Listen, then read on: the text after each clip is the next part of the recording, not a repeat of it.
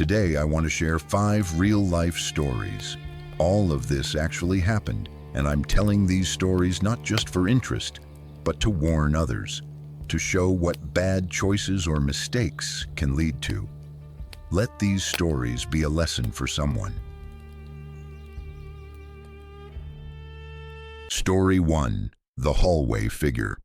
The consistent hum of the desktop computer's tower typically offered a reassuring, gentle drone within my room, serving as a familiar partner during my late-night gaming sessions or intense study sprints. Yet, on this particular night, its sound felt distinctly different, unnaturally magnified by the profound, heavy silence that had enveloped the entire house. My parents had departed for the weekend, traveling to visit my grandparents, thereby entrusting me to the vast, echoing quietness of our suburban residence. This was the sort of liberation that most teenagers ardently desired. Nevertheless, tonight it felt less like a genuine sense of freedom and more like an immense, reverberating emptiness. My inherent curiosity, a personal characteristic I usually regarded as a notable strength, had unfortunately guided me along a path I now deeply regretted. I was no longer merely exploring the customary, well-trodden corners of the internet, but rather delving into its deeper, significantly more shadowed layers, the dark web. I had meticulously configured my secure network, diligently adhered to all the cautionary guides, and managed to convince myself that I was acting intelligently, remaining untouchable. I assured myself I was simply looking, merely satisfying a morbid fascination regarding the hidden world beyond the filtered, highly sanitized surface. The monitor's screen radiated with the stark, anonymous interfaces of onion sites, presenting a sharp contrast to the vibrant, colorful richness of the regular web. The atmosphere in my room, usually permeated with the scent of old books and remnants of stale pizza, now seemed to carry a faint, metallic tang, reminiscent of aged electronics. I had inadvertently stumbled upon an online forum specifically dedicated to urban exploration, a niche community profoundly captivated by abandoned locales such as hospitals, asylums, old schools, and dilapidated factories. I meticulously scrolled through numerous blurry photographs, a blend of authentic architectural decay and unsettling cryptic graffiti. It was genuinely fascinating, offering a fleeting glimpse into forgotten histories. Then, a particular link captured my attention. It was a compressed file labeled only as Collections. My fingers, irresistibly guided by that insatiable curiosity, instinctively clicked to initiate the download. The file transferred with remarkable speed, a small, insidiously packaged item arriving promptly on my desktop. I double-clicked, and a folder immediately popped open, replete with hundreds of diverse images. The majority were fairly standard, crumbling brickwork, shattered window panes, and peeling paint. However, as I continued scrolling, a specific sequence of photographs began to distinctively emerge. They depicted a single, long, exceedingly dark hallway. It appeared to be part of a hospital, or perhaps an old sanatorium. Fluorescent lights hung precariously from the ceiling, some flickering intermittently while others were entirely defunct. On either side of the corridor, heavy, identical doors were visible, each adorned with a faded, numbered plaque. The very air within these photographs appeared thick with accumulated dust and palpable neglect, almost tangible to the viewer. The series of photos progressed steadily, moving at a slow, deliberate pace down the entire length of the corridor. Each subsequent image was captured from a slightly closer vantage point, creating a meticulous, profoundly unsettling journey deeper into the unknown. The perspective remained consistently unchanged, as if the photographer were traversing a perfectly straight, unwavering path. The intricate details of the hallway gradually became clearer with each image. A faint smear on the wall, a loose tile on the floor, the peeling paint encircling the door frames. The silence pervading my room felt increasingly heavy, pressing in on me as I intently focused on these digital breadcrumbs. And then I saw it in the very last photograph of the entire series. At the absolute end of the hallway, situated in the deepest part of the profound shadows, almost entirely swallowed by the gloom emanating from what appeared to be an open door, there was a discernible figure. It was blurry, indistinct, heavily shrouded in shadow, almost like an accidental smudge on an old camera lens, but its presence was undeniably real, and its posture was particularly unsettling. It was directly facing me, or rather facing the camera. It seemed to be looking directly out of the photo, directly at me. The eyes, though blurred and indistinct, appeared to bore intensely into mine, even through the barrier of the screen. A sudden cold shock, sharp and immediate, coursed violently through my entire being. My breath hitched involuntarily in my throat. My heart relentlessly hammered against my ribs, a frantic rhythmic drumbeat against the oppressive silence of my room. My blood turned instantly cold, a sudden chilling, icy rush. It was unmistakably more than just a blurred shape. There was an undeniable sense of depth, of discernible eyes, of an almost human form slowly emerging from the profound darkness. My hand, trembling violently, hovered uncertainly over the computer mouse. My rational mind, the part of me that habitually dissected complex code and logical arguments, shrieked a warning at me. It's just a smudge, a mere trick of the light, nothing but an illusion. But the primal, instinctive part of my brain, the one that instinctively screamed danger, was already swiftly taking full control. The hair on my arm stood rigidly on end, and my stomach clenched tightly, forming a sickening hard knot. I clicked the delete button with intense force. The file instantly vanished, consigned to the digital abyss of the recycle bin. Then, with a frantic, desperate urgency, I clicked again, unequivocally confirming its permanent deletion. Gone. Completely vanished, as if it had never even existed. My fingers were slick with nervous sweat. My subsequent action was almost entirely instinctive.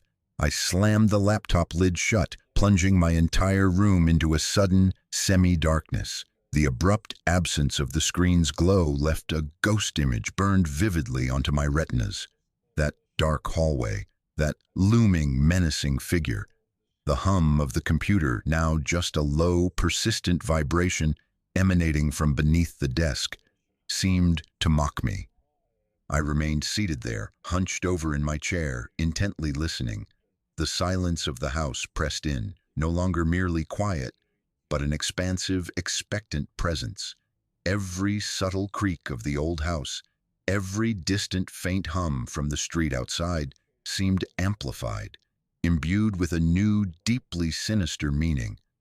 My ears strained painfully, desperately attempting to distinguish familiar, everyday sounds from the terrifying possibility that something had somehow breached the boundary between the digital realm and the tangible, real world. The faint scent of old dust, usually entirely unnoticed, now seemed sharp, acrid, and intensely present. My eyes instinctively darted towards my bedroom door. It was securely closed. A thin, telling line of light from the hallway outside seeped visibly beneath it. Beyond that door lay the main hallway of my house, our hallway, a familiar space that was usually a source of comfort. Now the mere thought of it sent a fresh, chilling wave of dread coursing through me. I found myself unable to stop looking at it, the closed door, that narrow strip of light beneath it. My imagination, typically a valuable tool for crafting creative writing assignments and immersive fantasy games, had now transformed into my tormentor. It relentlessly conjured horrifying images, whispered insidious possibilities. What if that figure, that blurry, intensely shadowed shape from the photograph, was no longer confined exclusively to the digital realm? What if it had somehow found a way out? I slowly stood up, my muscles feeling stiff, my bare feet cold against the wooden floorboards. I needed to thoroughly check, to confirm, to irrefutably prove to myself that this was merely a trick of my mind, a direct result of excessive screen time and an overly active imagination. I walked towards the door, my steps slow, deliberately measured. Each step felt incredibly heavy, weighted down with an unspoken profound dread. My hand, clammy with nervous sweat, cautiously reached for the doorknob. It was cold to the touch. I slowly turned it, the soft click echoing with alarming loudness in the profound stillness. I pulled the door open, just a crack at first. The hallway stretched out before me, dimly illuminated by the gentle nightlight my mother steadfastly insisted on keeping switched on.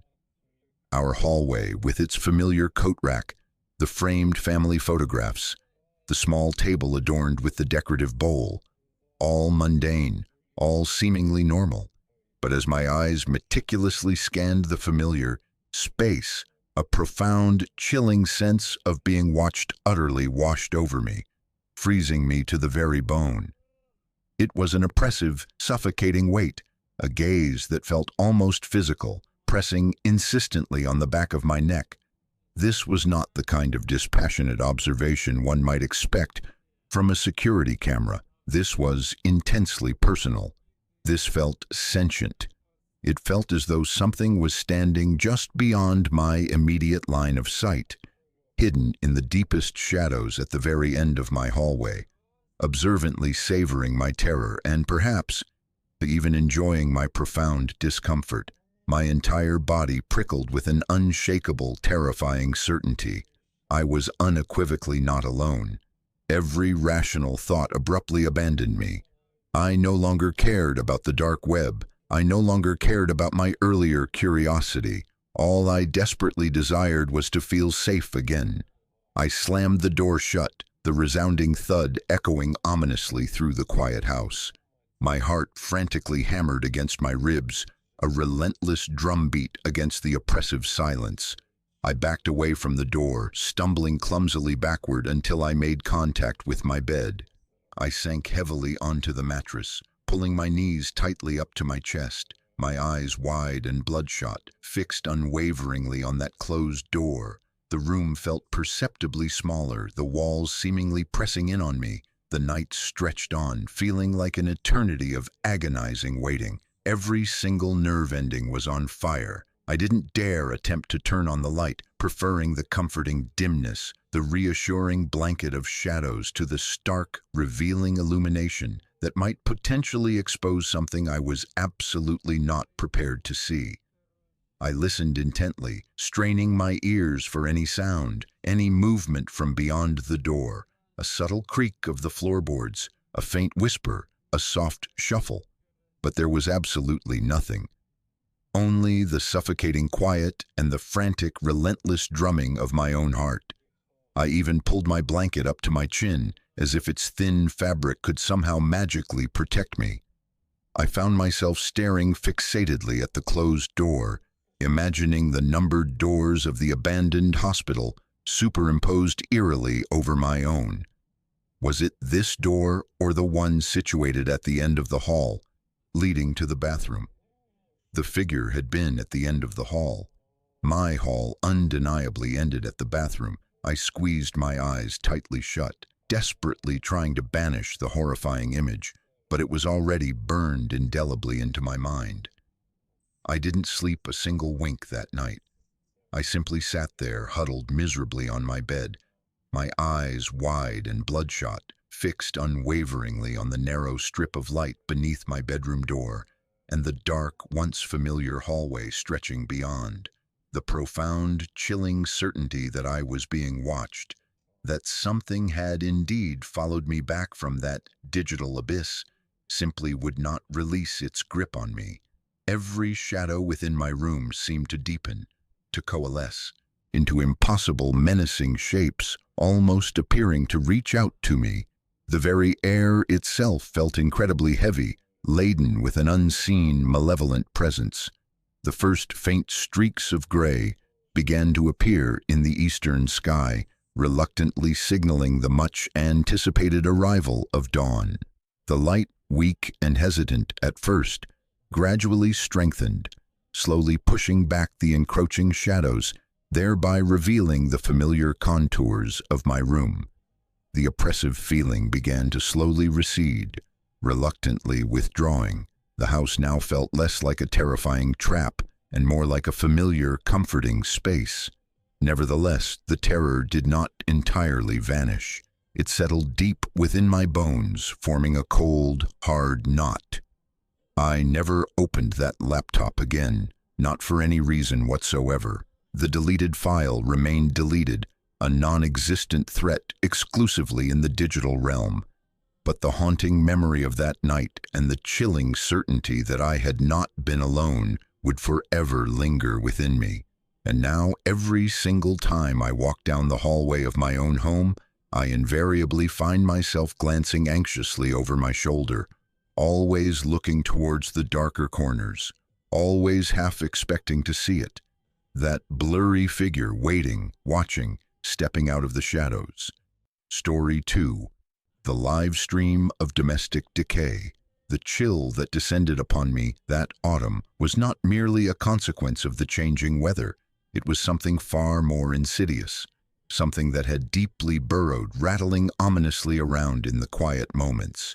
It began, as most self-inflicted wounds often do, with an irresistible itch, an insatiable, overwhelming curiosity.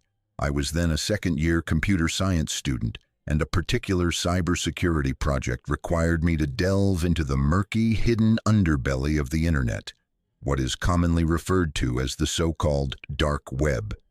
My initial forays were purely academic, almost clinical in their approach. However, the rabbit hole soon deepened considerably. I had always been the logical one, the individual who tirelessly sought out rational explanations, who thrived on quantifiable data and indisputable facts. This, whatever this incomprehensible phenomenon was, utterly defied all my established frameworks. It represented an anomaly, a disturbing glitch in the carefully constructed matrix of my perceived reality. I vividly recall the persistent hum of my laptop, the faint, soft glow of its screen subtly illuminating my face in the otherwise darkened room.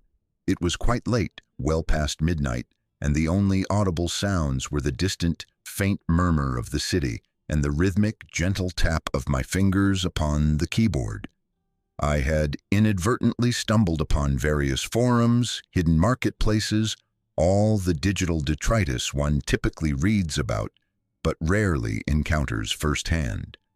The sheer, overwhelming volume of illicit information was truly staggering, serving as a testament to humanity's darker, more malevolent impulses. And then there it was, an unassumingly titled link, merely a string of characters among a multitude of others promising a live stream.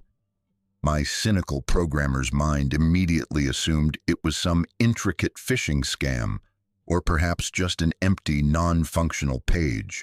Still, an undeniable morbid fascination tugged powerfully at me, a compelling desire to witness what potential depravity might lie hidden beyond the veil of anonymity. I clicked.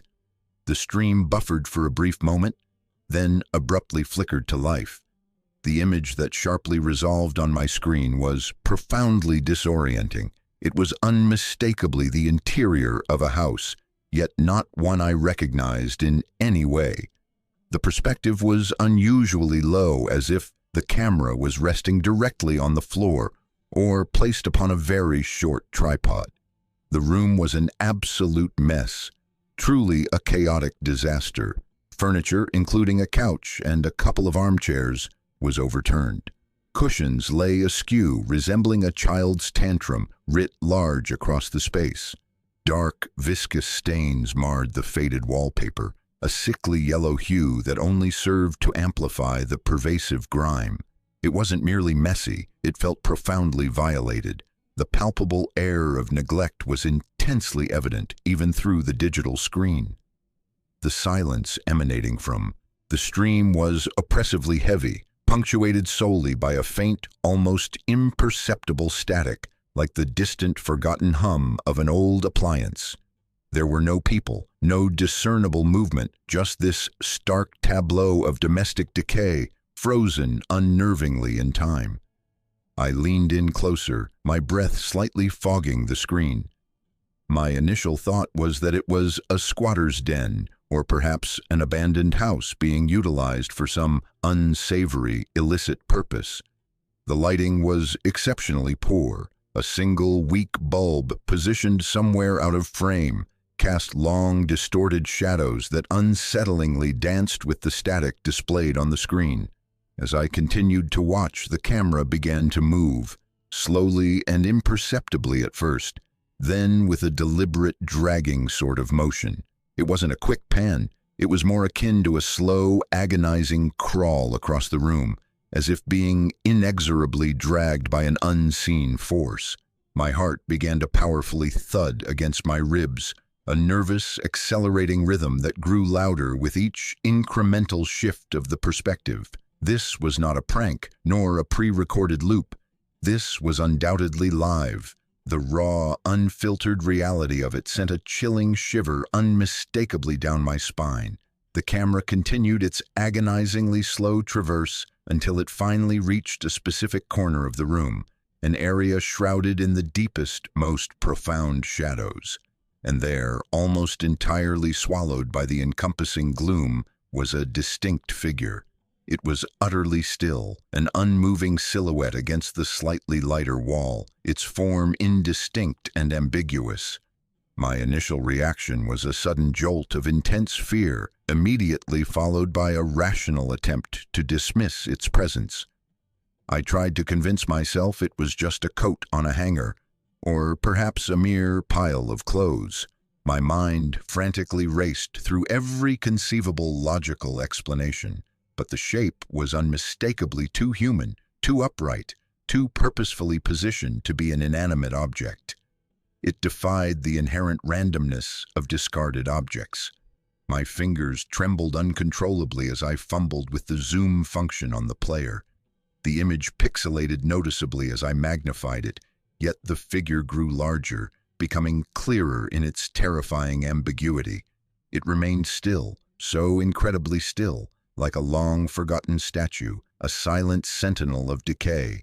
I could not discern any specific features, no face, no recognizable limbs, just a dark, columnar shape perpetually shrouded in the oppressive shadows. And then, as if sensing my intense scrutiny, as if it somehow knew I was there, watching from miles away, the figure seemed to subtly shift. It wasn't a sudden jolt, not a dramatic turn. It was a slow, almost imperceptible rotation, a languid, deliberate pivot directly towards the camera's lens. My blood ran absolutely cold, a glacial, icy flow coursing through my veins.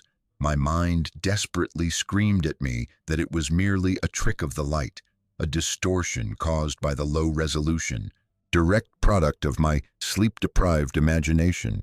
But a primal, guttural part of me knew otherwise with absolute certainty. It was turning. It was undeniably looking, even without a visible face, without eyes that I could explicitly see. I intensely felt the profound weight of its gaze, a direct, unfiltered stare that pierced effortlessly through the screen, through the vast miles, through the very fabric of my own safe reality. It felt like an intrusion, a violation of the protective digital distance, leaving a gasp caught painfully in my throat, a dry, choked sound. My hand instinctively shot out, violently slapping the laptop lid shut with a desperate, clumsy force. The screen immediately went black, plunging my room back into near total darkness. But the horrifying image was burned indelibly onto the inside of my eyelids. The dark, unmoving shape in the corner, its slow, inexorable turn, and that profound, unseen gaze. It was like a phantom limb of my consciousness, an indelible, permanent mark. I did not open my laptop again for several days. Not for that demanding project, not for anything at all. The cybersecurity project was completely abandoned. a minor casualty in the face of a much larger, infinitely more terrifying dread. My professors proved to be understanding, attributing my sudden disengagement to severe burnout. They could not possibly have known the truth, the kind of truth that would brand you as utterly unhinged, that would earn you pitying glances and hushed, concerned conversations. How could I effectively articulate a fear that fundamentally stemmed from a nameless, faceless presence glimpsed solely through a digital window? The persistent image simply would not leave me. It lingered, a phantom presence constantly in the periphery of my vision. I would be casually walking across campus, the sun shining brightly on my face, and suddenly I would perceive it, the figure turning, watching. I would be immersed in the library, surrounded by the comforting rustle of pages, and the memory of that oppressive silence and the faint static would eerily crawl into my ears, chilling me deeply to the bone. My friends began to notice my increasing quietness, my heightened jumpiness. "Clara, are you okay?" they would inquire, their faces etched with genuine concern. I would offer vague, unconvincing excuses about intense stress, about the overwhelming demands of the computer science program. How could I possibly explain that I had stared into an abyss, and it had unflinchingly stared back? That the world, once so predictable and secure, now felt subtly off-kilter? Sleep became an arduous battlefield. I would drift off only to be violently yanked awake by a sudden, irrational certainty that it was physically present in my room, standing silently in the corner just out of my immediate line of sight. My eyes would frantically dart to the deepest shadows, half expecting to see that terrifying form materialize. I began leaving a light on, a small nightlight casting a weak, insufficient glow.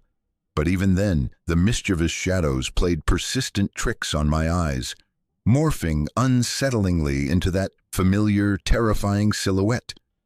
I would lie there, rigid with consuming fear, my heart intensely hammering, until the first fragile rays of dawn offered a temporary, desperately needed reprieve, a fleeting banishment of the pervasive dread.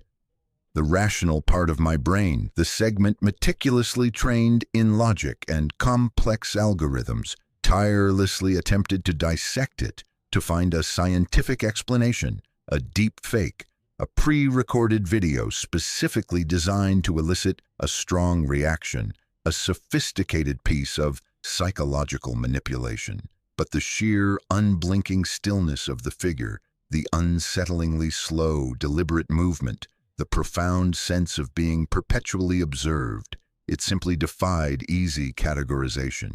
It felt too real, too raw, too deeply personal to be mere trickery. It was an experience that had burrowed irrevocably into my very core. I began to meticulously check the locks on my apartment door multiple times before going to bed, a new habit I had never possessed before. Every subtle creak of the floorboards, every rustle of the wind originating from outside, sent a sharp jolt of adrenaline coursing through me. I found myself constantly scanning crowds, my eyes darting nervously, searching for an unfamiliar face, a figure that seemed out of place, a shadow that lingered just a moment too long. Paranoia, I intellectually knew, was a dangerous game to play, but it felt less like a game and more like a deeply ingrained, constant survival instinct, an unending state of hypervigilance. My entire world had perceptibly shrunk to the confining limits of my fear. One particular evening, I was preparing dinner, the comforting sizzle of oil in the pan being the sole sound in my small kitchen. I was methodically chopping vegetables, my mind idly drifting, when I caught a fleeting flicker in the reflection of the darkened window positioned above my sink.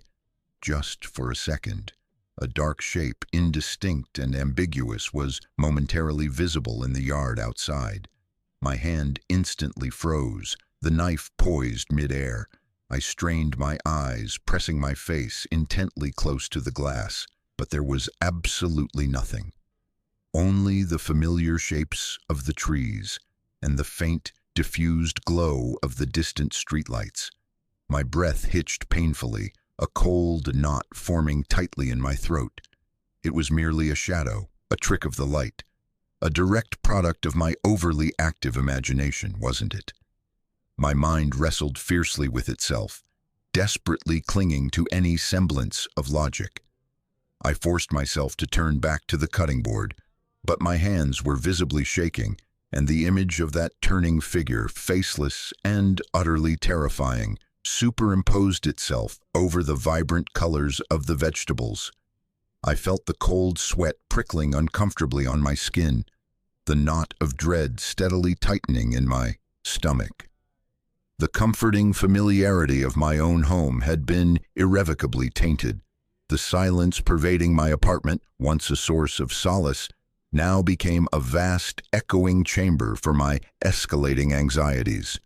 Every gust of wind violently rattling the window sounded like a hand fumbling desperately at the latch.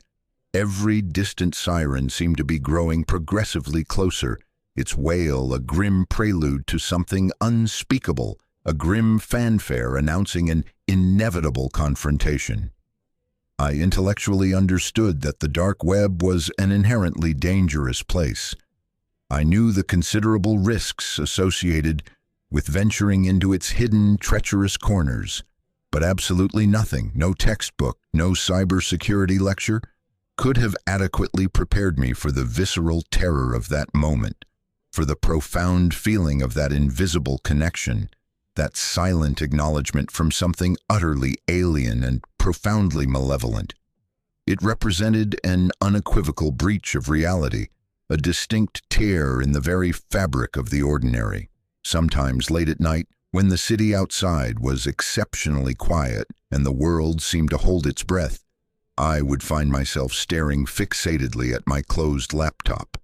A strange, terrible urge would arise within me to open it again, to locate that specific link, to ascertain if it was still there, to see if it was still watching, to confirm, perhaps, that it wasn't merely a figment of my tormented mind, but the fear, the cold, gripping terror, invariably won out.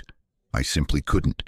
The haunting memory of that turning, unseeing gaze was more than sufficient. It was everything.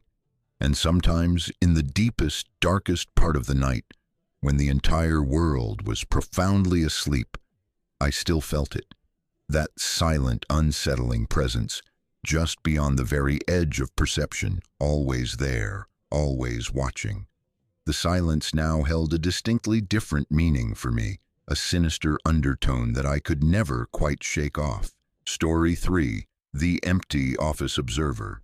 The pervasive blue light emanating from my monitor served as the sole illumination in my apartment, casting long, constantly shifting shadows across the walls. As a dedicated systems technician for Apex Global Logistics, I habitually spent my days and often my nights meticulously navigating the intricate pathways of various networks, diligently debugging complex code and patching critical vulnerabilities.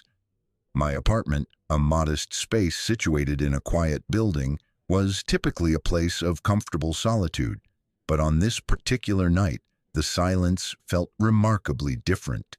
It was the kind of quiet that oppressively pressed in on you, heavy and expectant, almost as if it were intently listening.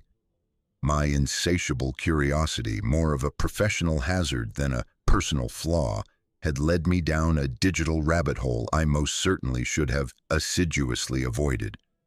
I had been deeply delving into the deeper, significantly less traveled corners of the internet, meticulously testing a secure connection, always with the self-justification of understanding new and emerging threats. This time I had discovered a particularly intriguing link on a hidden forum, a compelling promise of live access to various public security cameras. These were not the usual commonplace street cameras or benign traffic monitors, but something considerably more private, something that felt distinctly illicit. Even to me, I clicked the promising link. After a brief moment of buffering, A new window promptly popped up, displaying a grainy, low-light feed. It was clearly an office space, empty, or so it initially seemed. Desks were haphazardly cluttered with half-finished papers, stray coffee mugs, and dormant computer monitors. The overhead fluorescent lights flickered intermittently, casting a sickly yellow glow that caused the shadows to unnervingly dance. It looked exactly like any generic corporate office temporarily abandoned for the night. The stillness was profound, broken only by the faint whir of my own computer's fan. I was acutely aware of the building's faint, subtle creaks and the distant, constant hum of traffic on the city streets outside. My technical brain immediately commenced analyzing the intricate feed: frame rate, resolution, IP address. It was undeniably a genuine live stream, not a deceptive loop. I leaned closer to the screen, my fingers hovering expectantly over the keyboard. "Interesting," I murmured to myself. I clicked through a few more camera options, observing different angles of the same deserted space. A break room, a server closet, another section of cubicles, all utterly empty, all eerily still. The silence pervading my own apartment suddenly felt too deep, too profoundly unsettling. I returned to the first feed, the wide shot encompassing the main office floor. My eyes, meticulously accustomed to scanning endless lines of code for anomalies, now scanned the mundane details of the deserted office. A half-eaten granola bar resting on a desk, a chair slightly askew, the faint reflection of a street lamp visible in a far window. Then I saw it. A chair at a cubicle near the back, facing away from the camera. It shifted just a mere fraction of an inch, a slow, almost imperceptible scrape against the carpet, as if someone had just pushed it back from the desk. My breath hitched painfully in my throat. My heart, which had been beating with the steady rhythm of detached observation, gave a sudden hard lurch against my ribs. Disbelief fiercely warred with a creeping, intensifying sense of unease. I immediately replayed the last few seconds of the feed, frame by painstaking frame. No one.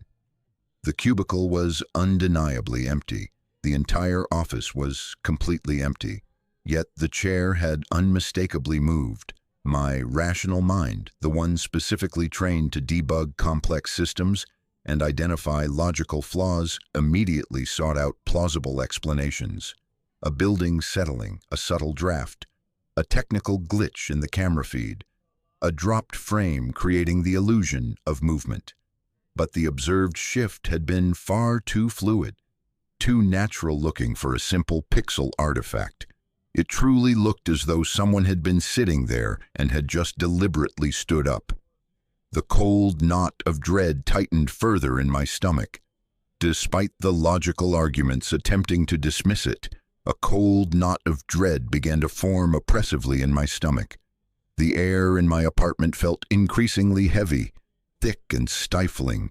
My hands, visibly trembling slightly, reached for my own coffee mug, its ceramic coolness a stark contrast against my clammy palm. I took a slow, deliberate sip, desperately attempting to ground myself. The coffee tasted like ash. My gaze persistently drifted from the screen to the dark, shadowy corners of my own room. I continued watching the screen, my gaze fixed intently on that specific chair. It remained perfectly still, unmoving. The fluorescent lights positioned above it continued their weary, intermittent flicker.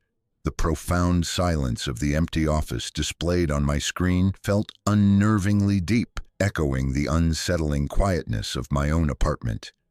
I scrolled to another camera feed, displaying a different section of the office. This one showed a long conference room, its polished table reflecting the dim overhead lights. A large window occupied the majority of the far wall, looking out onto a dark, indistinct cityscape. Rain streaked down the glass, blurring the urban glow outside. As my eyes gradually adjusted to the new angle, I saw it, in the distinct reflection on the window, a discernible figure. It was indistinct, appearing as a deeper shadow against the already dark reflection of the room, almost transparent in its form, but its presence was undeniable. It was standing perfectly still. Its outline was unmistakably humanoid, vaguely tall, slender, and it was directly facing the window, which inherently meant it was facing the camera, which in turn meant it was facing me. The eyes, though indistinct and unclear, seemed to bore intensely into mine, even through the grainy feed. It was a silent, unblinking stare, an unwavering gaze from within the confining limits of the deserted office. My blood instantly ran cold. My entire body stiffened uncontrollably, every muscle locked rigidly. My breath caught painfully in my throat. This was not merely a glitch. This was not a deceptive trick of light. This was a profound presence, an unmoving, silent observer, and it was undeniably there in the empty office, looking out. My hand flew to my mouth, stifling a desperate gasp. The sheer impossibility of the situation utterly paralyzed me. The camera feed explicitly showed an empty room. The chair had inexplicably moved, and now this horrifying reflection. It defied all logic, all the established rules of reality. I knew every rational thought had completely abandoned me. I no longer cared about the dark web. I no longer cared about security vulnerabilities or intricate network protocols. All I desperately wanted was for it to be gone, to somehow unsee what I had seen. With a sudden surge of adrenaline, I slammed my laptop shut, the abrupt darkness plunging my apartment into near total blackness. The sharp click of the lid echoed like a gunshot. In the oppressive silence, I fumbled frantically for the power button on the desktop tower, pressing it down hard. The comforting hum of the fan died. The faint blue light vanished. The apartment was now completely dark. The only remaining light was the faint glow of the city filtering through my own window.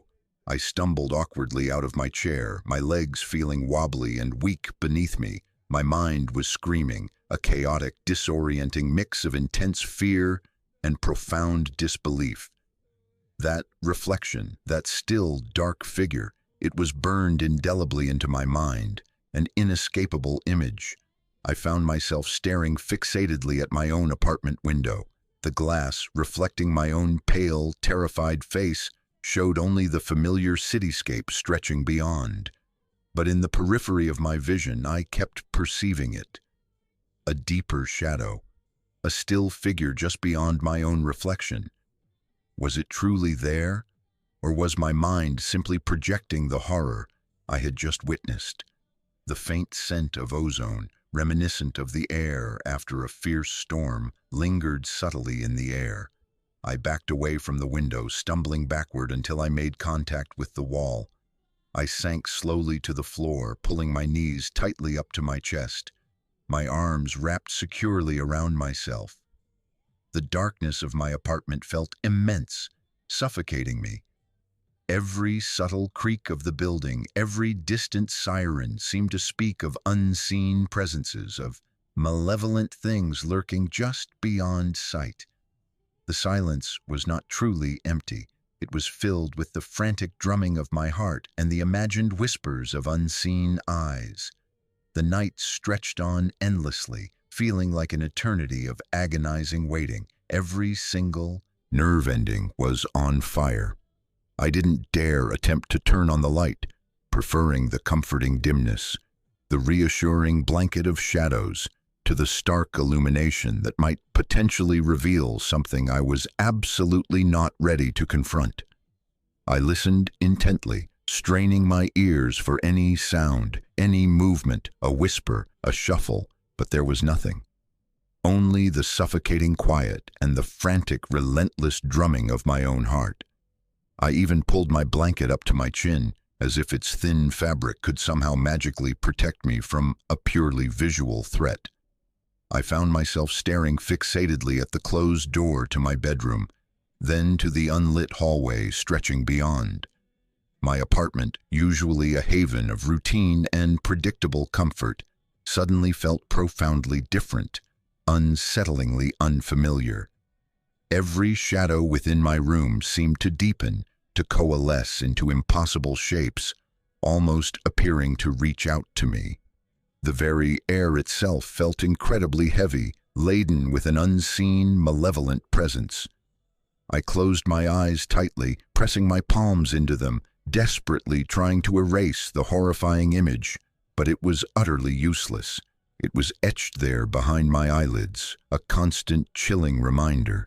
I didn't sleep a single wink. I simply sat there, huddled miserably on the floor, my eyes wide and bloodshot, fixed unwaveringly on the dark, reflective surface of my unlit monitor. The profound, chilling certainty that I was being watched, that something had indeed followed me back from that digital abyss, simply would not release its grip on me. My home, my sanctuary, suddenly felt utterly permeable, exposed and vulnerable. The first faint streaks of gray began to appear in the eastern sky, reluctantly signaling the much-anticipated arrival of dawn. The light, weak and hesitant at first, gradually strengthened, slowly pushing back the encroaching shadows, thereby revealing the familiar contours of my room. The oppressive feeling began to slowly recede, reluctantly withdrawing. My apartment now felt less like a terrifying trap and more like a familiar, comforting space. Nevertheless, the terror did not entirely vanish. It settled deep within my bones, forming a cold, hard knot, a permanent, indelible scar on my psyche. I never reinstalled that specific browser. I meticulously scrubbed my entire system, reinstalled my operating system, and did everything within my power to erase any conceivable trace of that night. But the haunting image of that reflection, the still, silent figure in the empty office, continued to relentlessly haunt me. And now, every single time I look into a dark window, every time I catch my own reflection in the glass, I invariably find myself searching for it. That deeper shadow, that unmoving figure just beyond my own image, watching, waiting. And I am left to perpetually wonder with a chilling certainty if I was truly alone in my apartment that night, or if something had somehow crossed the digital divide and surreptitiously slipped into my physical world. Story 4. The newspaper corridor shadow. The incessantly blinking cursor seemed to mock me. Another article meticulously focused on digital subcultures, another deep, immersive dive into the more obscure corners of the vast internet. This was my assigned beat at the Daily Chronicle building, a specific niche I had painstakingly carved out for myself, diligently exploring the fringes where society's collective anxieties and pervasive obsessions manifested predominantly online. This time, my editor had specifically suggested that I investigate the more clandestine, hidden aspects, the dark web. I had always approached these particular assignments with a detached professional journalistic curiosity, accompanied by a distinct sense of intellectual adventure. That very detachment, I would soon dramatically discover, was a precious luxury I could no longer afford to possess. My apartment, typically a haven of quiet, focused productivity, felt remarkably different that night. The familiar hum of my old desktop computer, usually a comforting, steady drone, seemed inexplicably amplified, a low, persistent thrum against the profound stillness. Outside, the usual city symphony of distant sirens and occasional car horns was noticeably muted, as if the entire world beyond my windows held its breath in anticipation. I was deeply engrossed in my intensive research, navigating through multiple layers of encrypted networks, when I unexpectedly stumbled upon it. A link simply labeled "Live Feed." No accompanying description, no contextual information, just those two stark, unnerving words. My honed journalistic instincts, meticulously sharpened by years of relentlessly chasing down leads, immediately kicked into high gear. This was precisely the kind of unvarnished, unfiltered content I was so desperately seeking. I clicked. The screen flickered, then abruptly resolved into an unsettling image of a long, profoundly dark corridor. It was unsettlingly mundane at first glance. Cracked, peeling paint adorned the walls, and a dingy linoleum floor stretched out. But the lighting was what truly unnerved me to my core. It wasn't merely dim. It was a series of flickering fluorescent tubes, casting stark, rapidly dancing shadows that stretched and contracted erratically with each pulse of light. The resulting effect was nauseatingly disorienting, making the already desolate space feel almost terrifyingly alive, twitching unnervingly in the encompassing gloom. The pervasive air of profound neglect was intensely palpable, even through the barrier of the screen. The camera, positioned unusually low, began to move slowly forward. It wasn't a smooth, professional tracking shot. Instead, it was jerky, almost hesitant, as if the person physically holding it was struggling immensely, or perhaps simply walking with extreme caution. I watched intently, my fingers hovering nervously over the keyboard, utterly transfixed by the unfolding scene. The corridor appeared to be utterly endless. Door after securely closed door slid silently past, each one perfectly identical, anonymously featureless, their dull surfaces reflecting the erratic light. They resembled standard office doors, the kind one typically finds in any old, sprawling administrative building. There were no numbers, no names, just a continuous series of identical thresholds leading to unknown, mysterious spaces. The silence of the stream was profound, deeply heavy, devoid of footsteps, lacking any distant chatter.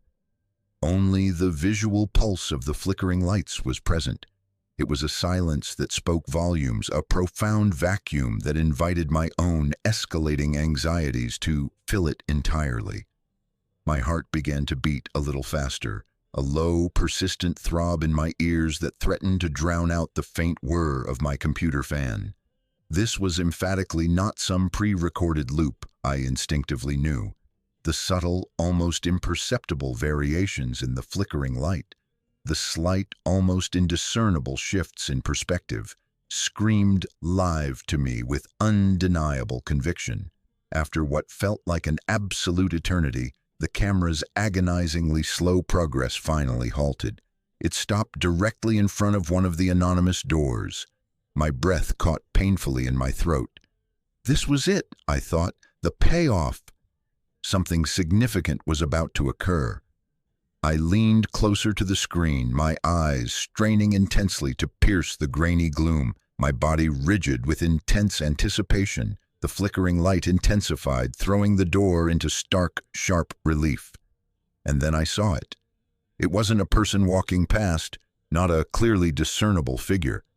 It was a blur, a distinct shadow that moved with impossible speed behind the frosted glass panel on the door.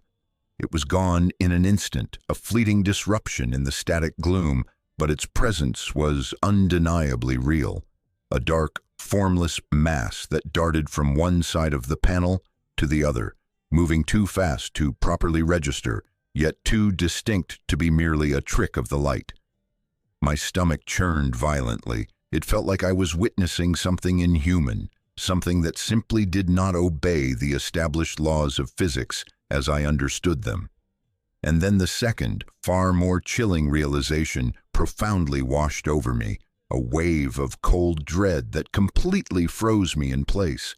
The cracked walls, the flickering lights, the dingy linoleum floor, the generic office doors, it all looked sickeningly familiar. It looked exactly like the fourth-floor corridor of the Daily Chronicle building where I was employed, possessing the same aged infrastructure, the same pervasive neglect in areas that were not publicly facing. My mind raced frantically, desperately trying to find a flaw in the striking resemblance, a distinguishing feature, but there was absolutely none. The chilling familiarity was absolute and undeniable. My hand instinctively shot out, not even thinking, and I slammed my laptop shut. The sudden, abrupt darkness was an immediate relief, a desperate attempt to sever the terrifying connection, to somehow unsee what I had just witnessed. The quietness of my apartment, once so soothing, was now menacing and threatening. Every subtle creak of the old floorboards, every settling groan of the building seemed amplified, imbued with a deeply sinister intent. I did not open my computer again that night, nor the next day, nor for many subsequent days. The article I was writing on digital subcultures remained unfinished, a damning testament to my shattered composure. My editor called, visibly concerned, but I mumbled unconvincing excuses about creative blocks, about hitting an insurmountable wall. How could I possibly explain that I had encountered a digital ghost, a phantom reflection of my own workplace, and that it had fundamentally altered my intrinsic sense of safety? Sleep became a fractured, intensely anxious affair. Every shadow within my room seemed to deepen, to coalesce into indistinct, menacing shapes in the periphery of my vision. I found myself lying awake for countless hours, straining my ears, meticulously listening to the innocuous sounds of my apartment building, a neighbor moving furniture, the distant rumble of the elevator, the persistent drip of a faulty faucet. Each sound was scrutinized, meticulously analyzed, distorted by my overwhelming fear. Was that the gentle creak of my door opening? Was that a faint scuttling sound originating from the hallway just outside my apartment? My imagination, typically a valuable tool for crafting vivid prose, had now irrevocably turned against me, relentlessly painting terrifying scenarios behind every mundane noise. I began obsessively checking the lock on my front door. A single turn was no longer sufficient.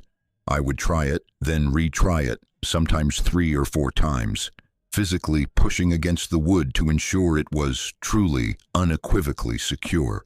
Even then, the persistent feeling of vulnerability remained.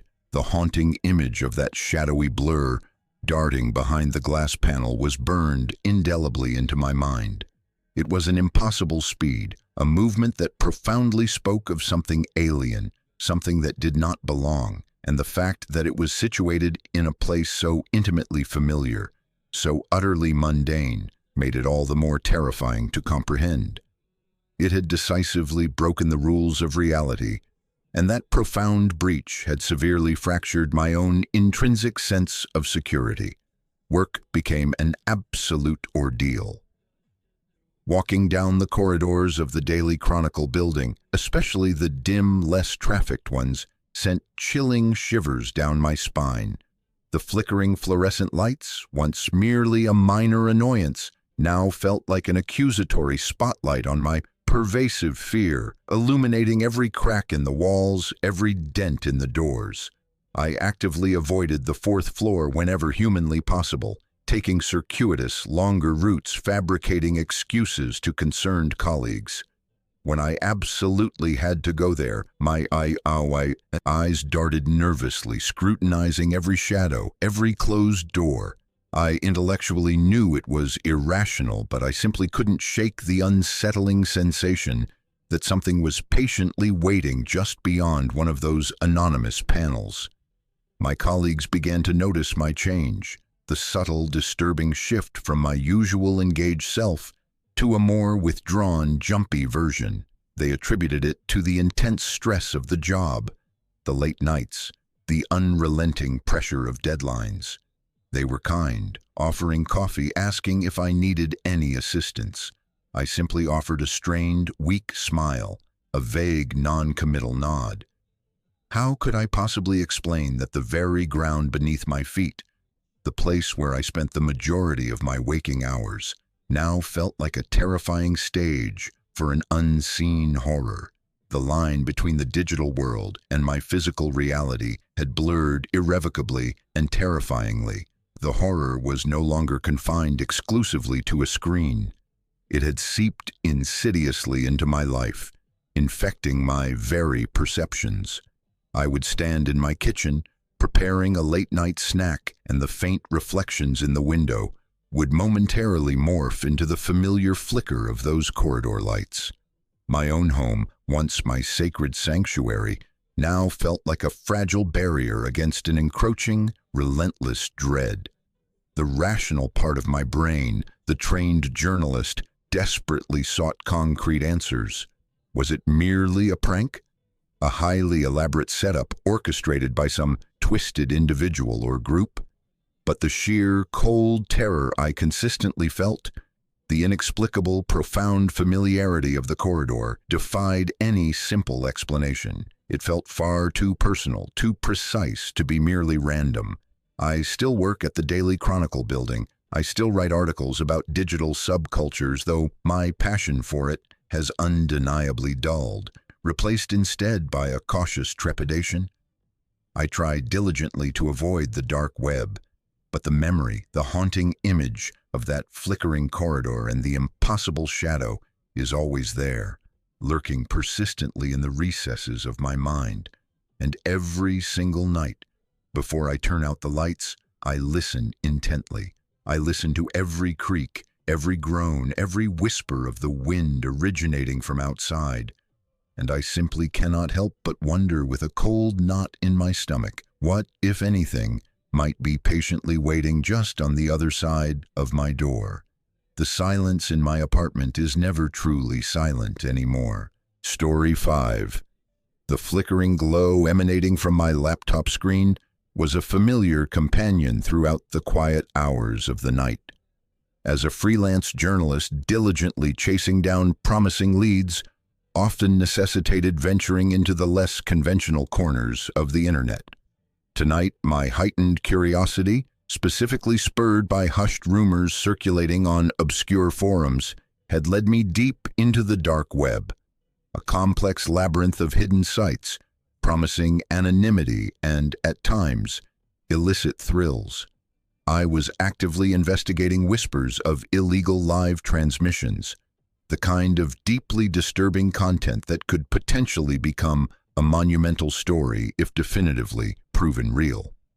My apartment, usually a haven of focused work, felt strangely still, the air thick with an unsettling anticipation. I had meticulously set up my virtual private network, rigorously ensuring my digital footprint was completely masked, and navigated through multiple layers of encrypted sites. The interface was stark, minimalist, presenting a sharp contrast to the glossy, ad-laden surface web. After some diligent digging, I found a link that was deceptively simple, labeled stream07.move. My fingers, guided by that inherent journalistic imperative, clicked. The screen loaded, displaying a live feed. It was unmistakably a room, not a high-tech studio or a bustling office, but a small, desolate space with dirty, peeling walls. The lighting was dim, a single bare bulb casting harsh, revealing shadows. In the exact center, a chair lay toppled on its side. It looked like a basement or perhaps a neglected storage room. The air in my own apartment suddenly felt heavy, inexplicably chilled, despite the comfortable ambient temperature. I was acutely aware of the building's faint, subtle creaks, the distant, constant hum of traffic on the city streets outside. A thin, almost metallic smell, reminiscent of old, damp concrete, seemed to eerily emanate directly from the screen. My professional detachment immediately kicked in. I began meticulously analyzing the feed. It had grainy resolution, but it was clearly live.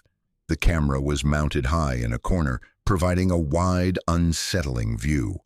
As I continued to watch, the camera began to move slowly, a smooth, almost imperceptible pan, as if controlled by an unseen operator. It swept across the stained concrete floor, lingering briefly on various imperfections. Then I saw them. Dark stains on the floor, irregular shapes, deep and profoundly unsettling against the pale concrete. They looked recent, the kind of stains that powerfully spoke of spilled liquid, perhaps something viscous, something that had dried and significantly darkened over time. My stomach churned uncomfortably. This wasn't merely an abandoned room. It felt disturbingly like a crime scene. The camera continued its slow, silent traverse of the room. It passed a workbench haphazardly littered with rusted tools, a collection of empty, grimy jars. The only sound in my room was the soft whir of my laptop's fan and the frantic, relentless thumping of my own heart. And then it happened. A shadow suddenly flickered across the screen. It was incredibly fast, a fleeting blur of darkness that cut sharply across the lower corner of the frame, near the overturned chair, moving too quickly to fully register. But its presence was undeniable. It was there, a distinct, almost human-shaped void in the dim light. And then it was gone. My breath hitched painfully in my throat. My hands, clammy with nervous sweat, instantly froze on the keyboard. I immediately replayed the last few seconds of the feed, frame by painstaking frame in slow motion. There it was, a fleeting, indistinct darkness, like someone had just walked quickly out of frame. But there was absolutely no one visible in the room. The chair remained toppled. The stains remained undisturbed. Nothing, only the shadow. My rational mind, meticulously trained to dissect evidence and seek logical conclusions, shrieked a warning at me. A glitch, a mere dust mot catching the light, a trick of the low resolution. But the primal part of my brain, the one that instinctively screamed danger, was already swiftly taking over. My skin crawled uncomfortably. The air in my apartment felt impossibly cold. Despite my persistent attempts at logic, a cold knot of dread began to form oppressively in my stomach. I took a shaky breath, the air feeling thin and metallic. My gaze remained fixed intently on the screen, on that desolate room, the faint trace of that fleeting shadow. I told myself it was just my imagination, fueled by the disturbing nature of the content I was seeking. But the chilling certainty that I had seen something that unequivocally shouldn't have been there, persistently gnawed at me. Then a new, far more unsettling realization abruptly struck me. My eyes meticulously swept across the intricate details of the room displayed on the screen. The low ceiling just barely clearing the top of the camera's view, the rough, unfinished concrete floor, the way the pipes ran along the ceiling, exposed and grimy, the single bare light bulb, the small, elevated window near the ceiling, just a sliver of darkness showing beyond. A profound, chilling wave of recognition washed entirely over me. The room on the screen, it looked exactly like my own basement, not just similar but almost identical. The same distinct configuration of pipes, the same low ceiling, the same kind of rough, stained concrete, the exact placement of the single exposed light bulb. Even the precise way the window was positioned high up, barely visible from the camera's angle. My own basement was old, unfinished, a place I rarely ventured into, used mostly for mundane storage. But its image, its very structure, was seared indelibly into my mind. My blood instantly ran cold. My entire body stiffened uncontrollably, every muscle locked rigidly. My breath caught painfully in my throat. The logical impossibility of it, the horrifying coincidence was simply too much to bear. This wasn't some random abandoned room. This wasn't merely a chilling feed from a forgotten place. This felt intensely personal, disturbingly, terrifyingly personal. Every rational thought abruptly abandoned me. I no longer cared about the story anymore. I no longer cared about illegal transmissions or journalistic scoops. All I desperately wanted was to disconnect, to erase it, to somehow unsee what I had just seen. With a sudden surge of adrenaline, I slammed my laptop shut, the sudden abrupt darkness plunging my apartment into near total blackness. The sharp click of the lid echoed like a gunshot in the oppressive silence. I savagely ripped the Ethernet cable from the wall, definitively severing the connection, then fumbled frantically with the power button, shutting down my desktop tower with a desperate urgency. The comforting hum died. The faint blue light vanished. My apartment was now completely dark. The only remaining illumination was the faint glow of distant city lights filtering through my living room window. I stumbled awkwardly out of my chair, my legs feeling wobbly and weak beneath me. My mind was screaming, a chaotic, disorienting mix of intense fear and profound disbelief. That room, that shadow, that chilling resemblance, it was burned indelibly into my mind, an inescapable image.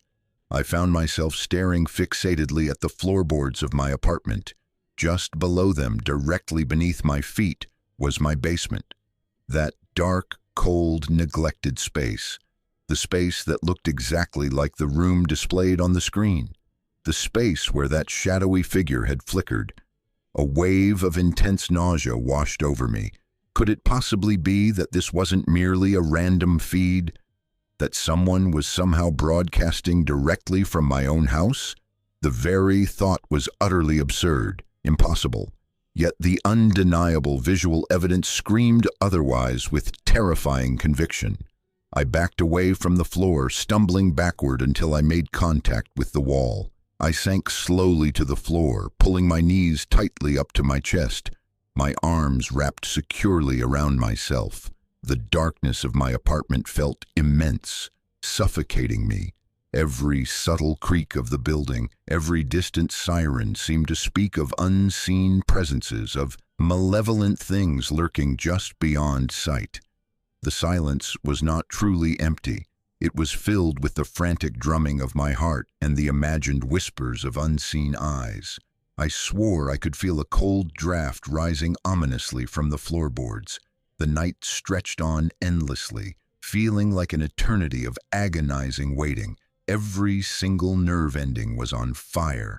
I didn't dare attempt to turn on the light, preferring the comforting dimness, the reassuring blanket of shadows to the stark illumination that might potentially reveal something I was absolutely not ready to confront. I listened intently, straining my ears for any sound, any movement from below, a muffled scrape, a faint whisper, but there was nothing. Only the suffocating quiet and the frantic, relentless drumming of my own heart. I even pulled my blanket up to my chin, as if its thin fabric could somehow magically protect me from a purely visual threat. I found myself staring fixatedly at the floor, imagining the concrete walls, the overturned chair, the dark stains. Was it still down there, that shadowy thing? Was it still flickering in the dim light? Or had it moved? Was it slowly, silently making its way up the basement stairs directly towards me? The very thought sent a fresh, chilling wave of terror coursing through me, a cold sweat breaking out uncontrollably on my skin. I squeezed my eyes tightly shut, pressing my palms into them, desperately trying to erase the horrifying image, but it was utterly useless. It was etched there behind my eyelids, a constant chilling reminder. The smell of dust and damp earth, usually entirely absent in my clean apartment, seemed to now fill my nostrils. I could almost physically feel the rough texture of the dirty walls against my skin and hear the faint drip of water. I didn't sleep a single wink. I simply sat there, huddled miserably on the floor, my eyes wide and bloodshot, fixed unwaveringly on the invisible boundary between my living space and the dark void below. The profound, chilling certainty that I was being watched, that something had indeed infiltrated my home, simply would not release its grip on me. Every shadow within my room seemed to deepen, to coalesce into impossible shapes, almost appearing to reach out to me. My apartment, my sanctuary, suddenly felt utterly permeable, exposed and vulnerable. The first faint streaks of gray began to appear in the eastern sky, reluctantly signaling the much-anticipated arrival of dawn. The light, weak and hesitant at first, gradually strengthened, slowly pushing back the encroaching shadows. thereby revealing the familiar contours of my room. The oppressive feeling began to slowly recede, reluctantly withdrawing.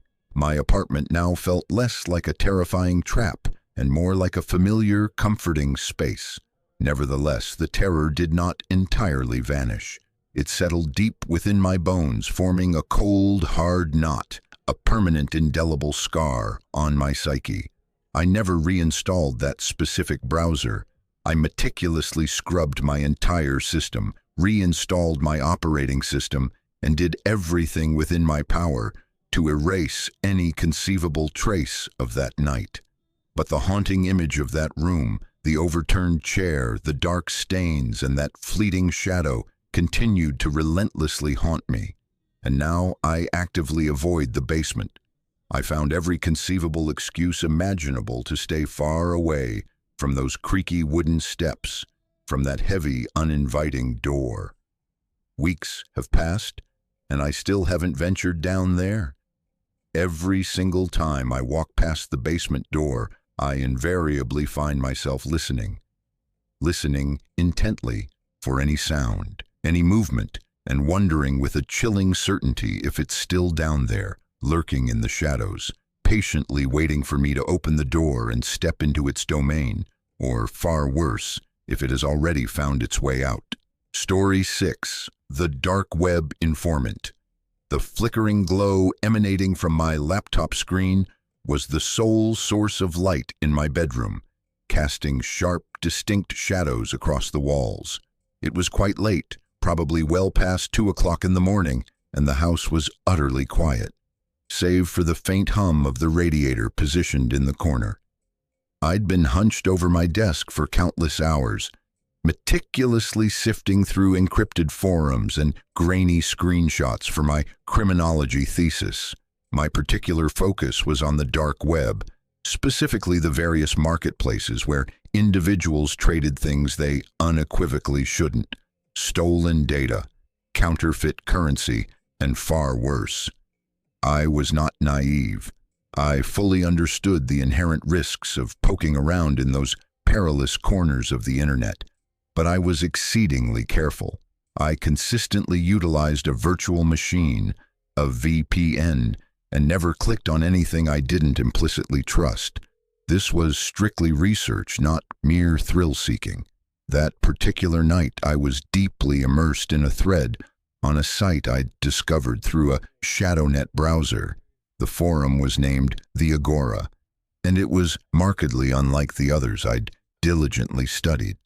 Most dark web markets were chaotic, filled with garish advertisements and sloppily written code.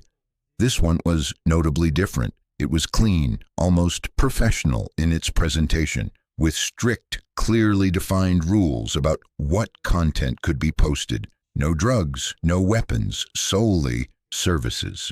The inherent vagueness profoundly intrigued me. I scrolled through numerous posts offering services such as discrete surveillance or custom data retrieval. Some were considerably more cryptic, like one specifically titled Personalized Solutions, Inquire Within. The user Fixer17 had no discernible profile details, just a string of positive reviews from anonymous accounts.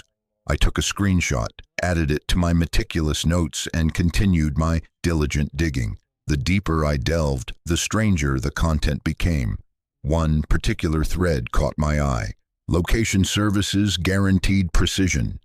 The post itself was quite short, just a few lines detailing the tracking of someone's movements with unmatched accuracy. No specific details, no stated prices, just an encrypted email address for inquiries. I hesitated, my cursor hovering uncertainly over the link. My thesis undoubtedly required real-world examples, not just unverified rumors, but something about the post felt distinctly off to me. It wasn't the usual dark web bravado. It was too cold, too disturbingly deliberate. I copied the text, closed the tab, and leaned back in my chair, rubbing my tired eyes. The radiator hissed louder than its usual sound, and I glanced towards it, half expecting to see steam visibly leaking out. Nothing, just my tired brain playing deceptive tricks. That's when I heard it. A soft, unmistakable thud, like a bare foot gently hitting the hardwood floor directly behind me. My chair creaked audibly as I instantly froze, my hands still covering my face. The sound was unmistakable, deliberate. It was not the house settling, nor a pipe groaning. I held my breath, listening intently.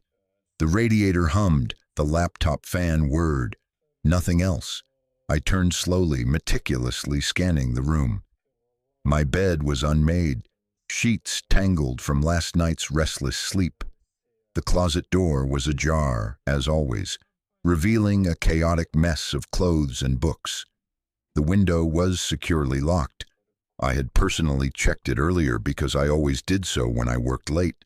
I was utterly alone. I lived alone. I stood, my legs stiff from countless hours of sitting, and crossed the room towards the closet. I pushed the door open wider, peering cautiously inside. Just my personal belongings, nothing visibly out of place. I checked the bathroom next, flicking on the light switch. The shower curtain was drawn back, the sink completely dry. I even opened the cabinet positioned under the sink, though I couldn't articulate why. It felt stupid, but my heart was pounding relentlessly, and I desperately needed to be absolutely sure.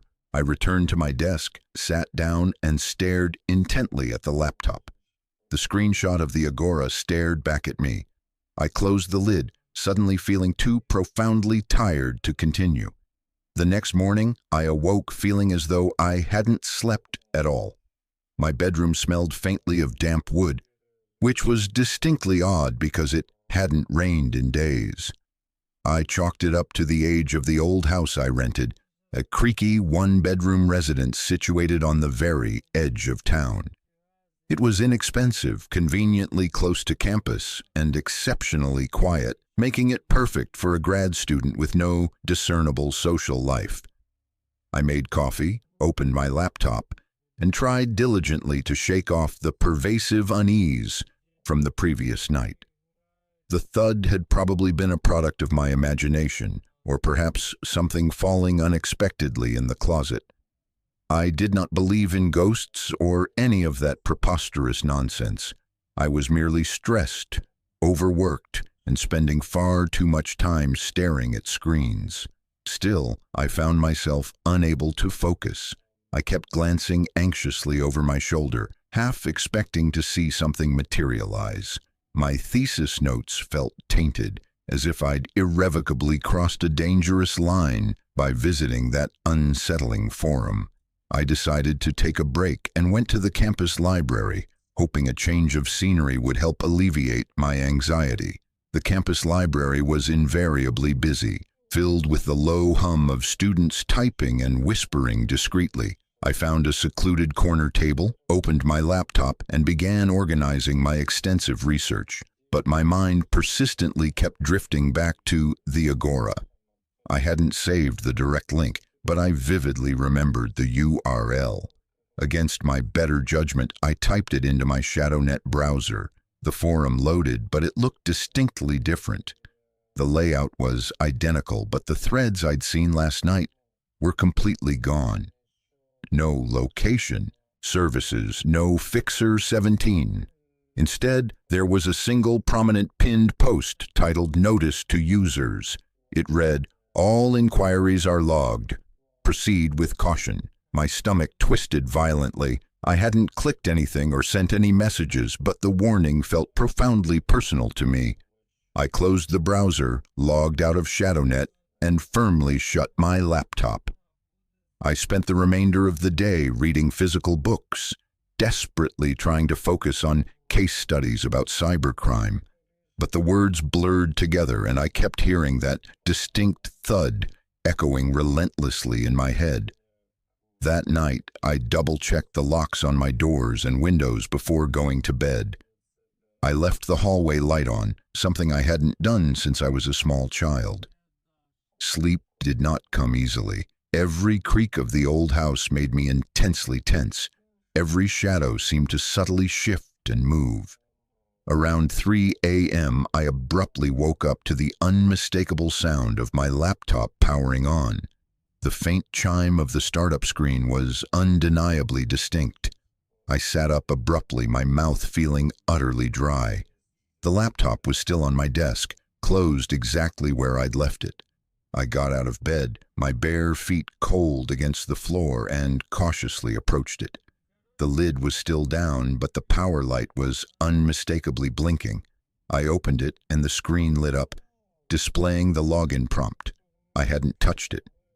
I unplugged the laptop, removed its battery, and shoved it into a drawer. It was probably just a glitch, I told myself. Old hardware, maybe a scheduled update. But I didn't sleep at all after that. I sat on my couch with a cup of tea, staring fixedly at the dark hallway until the sun eventually came up.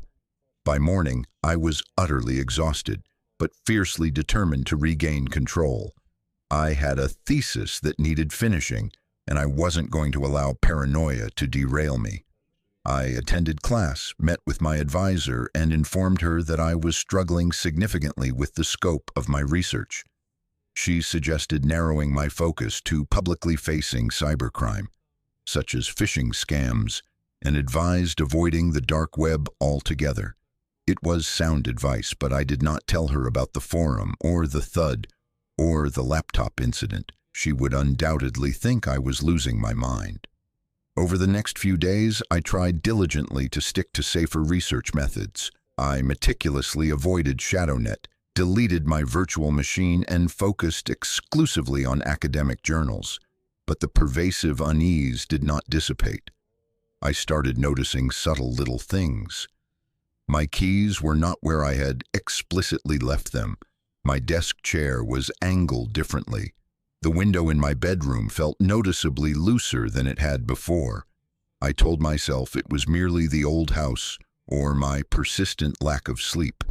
But I began checking my locks obsessively. I even purchased a cheap security camera and set it up in my living room, specifically pointed at the front door. The first night, it recorded nothing but static. The second night, it didn't record anything at all. The app indicated the camera was offline, but when I physically checked it, it was still plugged in, its red light blinking. One evening, I was preparing dinner, boxed macaroni and cheese because I was too profoundly tired to care. When my phone buzzed, it was an email. No subject, from an address I didn't recognize, just a string of random numbers and letters. The body contained just one chilling line. "You were warned." My hands shook uncontrollably as I deleted it, then immediately emptied my trash folder. I checked my laptop, still unplugged in the drawer. I hadn't returned to the Agora, hadn't clicked any links, hadn't done anything whatsoever to draw attention. But someone or something knew I'd been there. I considered contacting the police, but what could I possibly articulate? That I had heard a strange noise once, my laptop had inexplicably turned on by itself, and I had received a creepy email. I would sound like a paranoid student who had spent far too much time online. Instead, I called my friend Matt, who resided a few blocks away. I confided in him that I had been intensely stressed and asked if he could crash at my place for a single night. He didn't ask many questions, simply showed up with a six-pack of beer and a sleeping bag. Having him there provided some comfort. We conversed about my thesis, about his job at the campus bookstore, about anything except what was actively freaking me out. He didn't notice anything unusual, and I didn't hear any thuds or perceive any shadows. For the first time in days, I slept soundly through the entire night. Matt departed the next morning, and I felt considerably better, as if perhaps I'd overreacted. I returned to my established routine, classes, library visits, thesis work, but I simply couldn't shake the persistent feeling that I was being watched. Not in an obvious, overt manner, not like someone was physically standing outside my window, but as if someone knew precisely where I was, what I was doing. My phone began acting up erratically, apps crashing, notifications for emails I hadn't actually received. One night, I discovered a new folder on my desktop labeled Research. Inside was a single text file containing my home address typed out, like a note to myself. I hadn't created it. I moved out a week later. I didn't possess much money, but I found a sublet closer to campus, a room in a house shared with 3 other students. I informed my landlord that the place had electrical issues, which wasn't entirely a lie. I didn't return to the Agora or any other dark website. I completely rewrote my thesis proposal, now focusing on social engineering scams, and my advisor approved it. The new place was louder, messier, but it felt significantly safer. No thuds, no unsettling emails, no mysterious files. I started sleeping regularly again, although I kept the hallway light on. But sometimes, late at night, I would wake up with a sudden start, absolutely certain I'd heard something, a footstep, a soft breath, a door clicking shut. I would check my phone, my laptop, the locks. Nothing was ever physically there. I didn't tell anyone, not Matt, not my advisor, not my new roommates. I didn't want to sound completely insane. But I kept the security camera, set it up in my new room, and meticulously checked the footage every morning. Most days, it was just me, sleeping, studying, living my life. But every now and then, the timestamp would skip a few seconds as if the camera had momentarily frozen. Just a glitch, I'd repeatedly tell myself. Just a glitch. Story 7. The Unseen Observer. The flickering glow of my laptop screen provided the only light in my bedroom, casting sharp, distinct shadows across the walls. It was well past midnight, and the apartment remained still, save for the occasional groan emanating from the radiator. I was deeply entrenched in a dark web rabbit hole, clicking through various links on a mere whim. I wasn't a tech wizard or some adrenaline-seeking thrill junkie. I was simply a 29-year-old data entry clerk who had grown far too comfortable with the mundane late-night boredom. My life was an unending loop of work, ordering takeout and mindlessly scrolling, feeling perpetually stuck in a cramped apartment in a section of town where the streetlights flickered more frequently than they actually illuminated. The dark web served as a distraction, a peculiar way to feel as though I was touching something hidden and forbidden, even if it was just cryptic forums and sketchy marketplaces. That night, I found a link in a dead-end thread that discussed unlisted streams. It was a chaotic jumble of characters, the kind of URL that appeared to have been spat out by a broken algorithm. I pasted it into my ShadowNet browser, expecting absolutely nothing, perhaps a broken page or merely a scam. Instead, a video feed loaded, grainy and of low resolution, with a timestamp ticking ominously in the corner. My chest tightened involuntarily as the image slowly sharpened. It was unmistakably my bedroom. The camera's angle was peculiar, as if it were wedged near the baseboard by the door, showing my sagging mattress, the cluttered nightstand, and the thrift store lamp I'd never bothered to properly fix. I was currently in the living room, but the feed was unmistakably live, the seconds continuously counting up in real time. I leaned closer, my breath shallow and tense. I did not own a webcam, and I had never seen a camera positioned in that specific spot. My first immediate thought was that it was a prank. Perhaps a hacker had somehow pulled an old feed from a previous tenant, or faked a room that merely resembled mine. I stood up, crossed the hall, and cautiously peered into the bedroom. Empty, the same mess as always, but absolutely no camera, no visible wires. Returning to the laptop, I waved my hand, half expecting to see it appear on the screen. Nothing.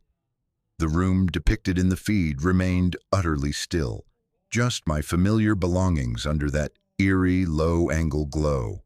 Then I saw it. A figure, faint and smudged, like a shadow that possessed too much discernible shape, appeared distinctly in the feed. It was kneeling by the nightstand, its head bowed low, its hair hanging loose. It didn't move, didn't breathe, just sat there, a pale blur in what appeared to be a long coat or dress. I checked the room again, my heart hammering violently. Nothing. The door was securely locked, the windows firmly latched. I clicked to close the browser, and my laptop suddenly emitted a shrill, wailing screech, like a microphone feeding back violently through a bad speaker. It wasn't just loud, it felt terrifyingly alive, vibrating the very air around me. I slammed the lid shut, but the horrifying sound persisted, piercing my skull until I yanked out the power cord. Silence abruptly crashed in, heavy and thick. I didn't sleep. I sat on the couch, the laptop dead on the coffee table, my eyes flicking nervously to the bedroom doorway. The apartment felt profoundly wrong, as if the air itself was holding its breath. I kept seeing that figure vividly in my mind, its absolute stillness, the way it seemed to belong perfectly in the feed, but emphatically not in my actual room. I told myself it was merely a hoax, some malicious malware specifically designed to scare unsuspecting idiots like me. But the intricate details, the lamp's crooked shade, the exact pile of clothes, were too perfect, too precise. Morning arrived gray and sluggish. I opened the laptop, bracing myself for the worst. The browser was still on that same page, but the feed was gone, replaced instead by a blank error screen. Relief hit me, then quickly faded. Something felt distinctly off, as if the entire apartment was now actively watching me. I meticulously searched every corner of the bedroom, under the bed, behind the dresser, even the ceiling vent. No camera, absolutely nothing. I called my landlord, a tired-sounding woman named Ellen, who sounded as if she was half asleep. I inquired about old security systems, cameras, anything of the sort. She stated that the building was far too old for that, told me to stop watching weird movies, and promptly hung up. Work was a persistent fog. I sat at my desk, robotically inputting numbers, but my mind remained stubbornly stuck on that terrifying feed. During my break, I used the office computer to search for dark web streams. I found mere scraps, forum posts discussing hacked webcams, urban legends about ghost feeds. Nothing solid, but enough to make my skin prickle with unease. I considered asking a co-worker, Sarah, who was knowledgeable about tech, but I didn't want to sound utterly paranoid. Instead, I mumbled something vague about a virus when she inquired why I looked so rough. She laughed, advised me to run an antivirus scan, and returned to her coffee. That night, I simply couldn't resist the urge. I opened the laptop, located the URL in my browsing history, and loaded the page.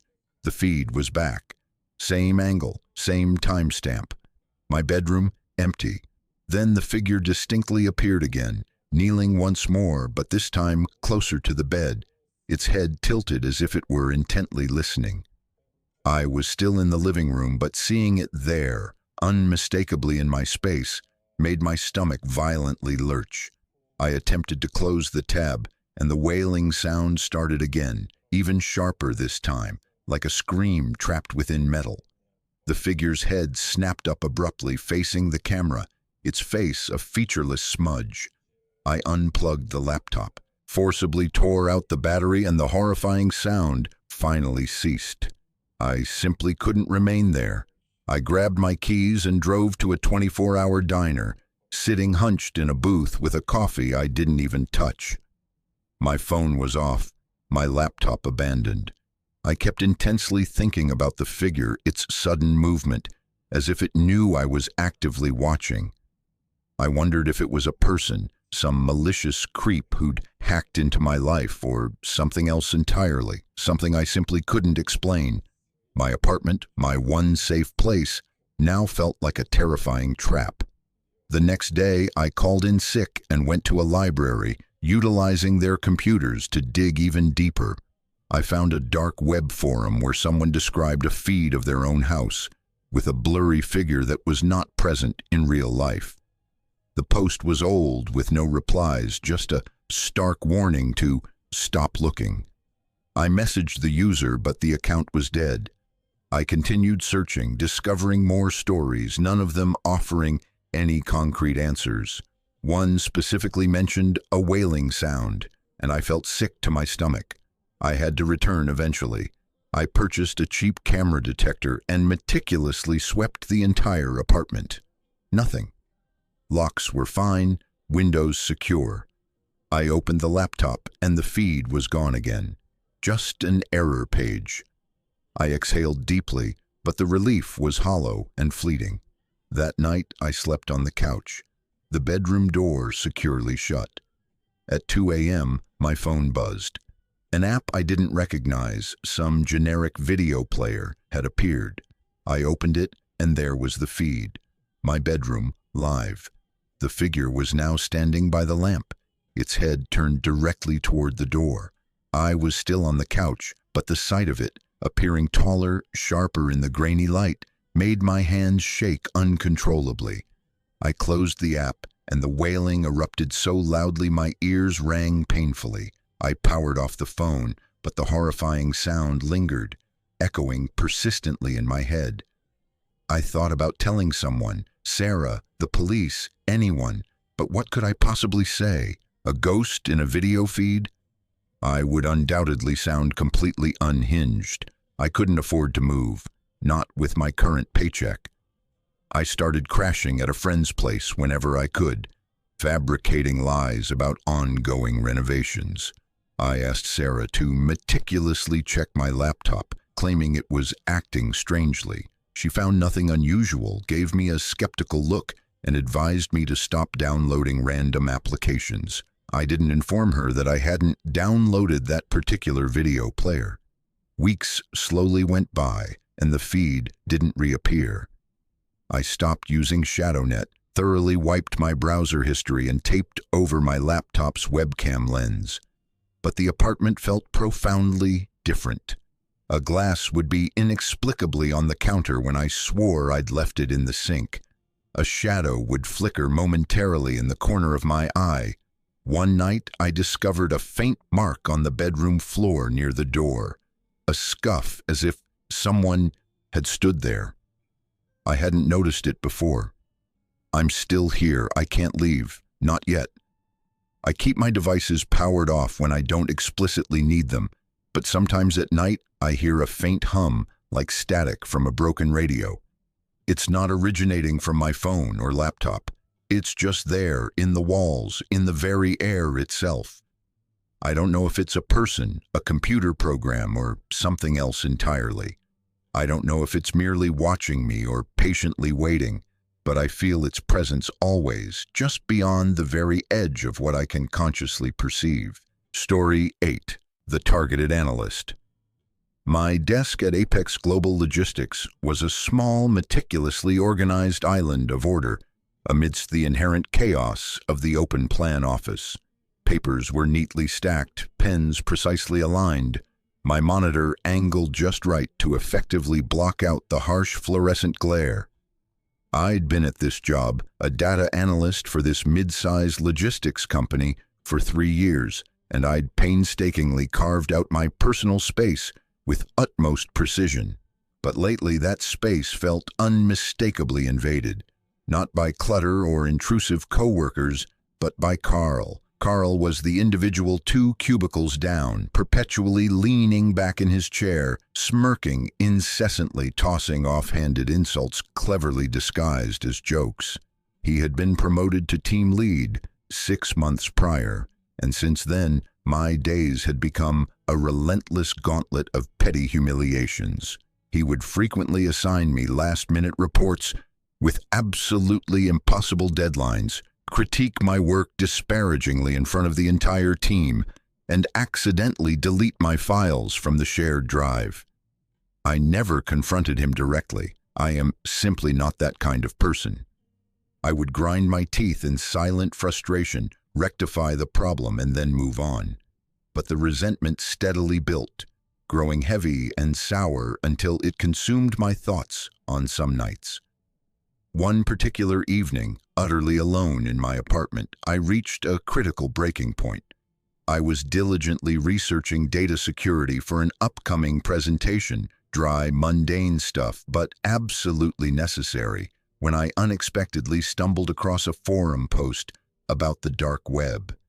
It was a casual mention, a stark warning about the alarming ease with which one could hire someone to plant digital evidence. The idea struck me like a sudden, potent spark. What if I could somehow get Carl fired? Not just merely fired, but utterly ruined, caught with something unequivocally illegal on his work computer, something entirely undeniable. I intellectually knew it was morally wrong, but the thought lingered, seductive and sharply tempting. I found a specific site through a ShadowNet browser, buried deep within a maze of encrypted links. It was named Covert Operations, and its homepage was a blank black screen featuring a single stark form. Describe your problem. We'll solve it. No specific details, no stated prices, just a simple field for input and an anonymous submit button. I typed out a vague description. Someone making my work life unbearable, needing a way to make them stop. My fingers hovered uncertainly over the submit button, my heart pounding violently. I could vividly picture Carl's smug face crumbling as security personnel escorted him out of the building. But then I considered the potential fallout, police investigations, the inherent risk of getting caught myself. I was unequivocally not a criminal. I closed the browser, meticulously deleted my ShadowNet history, and firmly shut my laptop. The moment of temptation passed, but the persistent guilt did not. I had come dangerously close. The first message arrived the very next morning. I was leisurely sipping coffee, scrolling idly through my phone, when an email abruptly popped up from an address that was merely a string of random characters. No subject line, just one chilling line of text. Thinking about it is the first step. I froze, my mug suspended halfway to my mouth. I deleted it immediately, thoroughly checked my spam filter, and rationalized to myself that it was just a coincidence, perhaps a phishing scam. But my stomach churned uncomfortably. I hadn't submitted the form. I hadn't confided in anyone. How could anyone possibly know? That night, I experienced the first terrifying dream. I was in a dark room with no discernible walls, just an endless black void. A figure sat directly across from me, its face completely hidden in shadow. It did not speak, but I intensely felt its eyes fixed on me, heavy and unblinking. It held a thick stack of papers, slowly flipping through them, each individual page prominently marked with my name. I desperately tried to move, to speak, but my body simply would not obey. The figure's presence was suffocatingly oppressive, like an immense weight pressing down on my chest. I woke up gasping, my sheet soaked with cold sweat. The clock conspicuously read 3:17 a.m. I didn't sleep again that night. At work, Carl was his usual obnoxious self, tossing a snide, belittling comment about my outdated spreadsheet formulas during a team meeting. I kept my head down, but my hands visibly shook as I typed. I kept thinking persistently about the email, the disturbing dream, the form I hadn't actually sent. I started checking my phone obsessively, half expecting another message to appear. None came, but the pervasive silence felt even worse, as if something ominous was steadily building. I stopped eating lunch in the break room, actively avoiding Carl's toxic orbit. I would occasionally catch him watching me, his smirk appearing sharper than usual, but he never said anything overtly out of the ordinary. The second message arrived a few days later, this time as a text message from an unknown number. "You can't unthink it." I immediately blocked the number, but my phone buzzed again an hour later from a different one. "We see you." I turned it off, unplugged my router, and sat in the profound darkness, listening to the hum of my refrigerator. I told myself it was merely a prank, someone's sick idea of a joke. But I simply couldn't shake the chilling feeling that I'd been truly seen, not just at work, but deep inside my very own head. I started sleeping with the lights on, meticulously checking the locks on my doors twice before going to bed. The dreams grew progressively worse. The figure was clearer now, though never fully visible, just a menacing silhouette with long, thin fingers that tapped the papers rhythmically.